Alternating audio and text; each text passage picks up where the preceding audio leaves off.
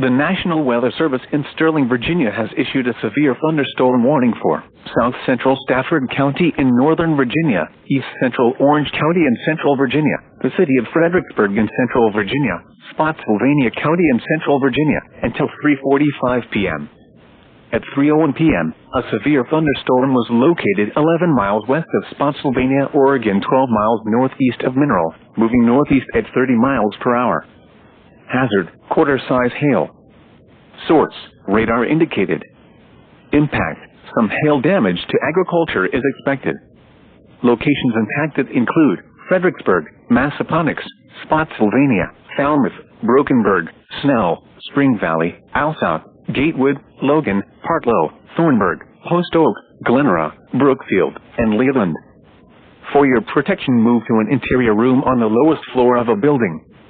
Large hail, damaging wind, and continuous cloud-to-ground lightning are occurring with this storm. Move indoors immediately. Lightning is one of nature's leading killers. Remember, if you can hear thunder, you are close enough to be struck by lightning. Torrential rainfall is occurring with this storm, and may lead to flash flooding. Do not drive your vehicle through flooded roadways.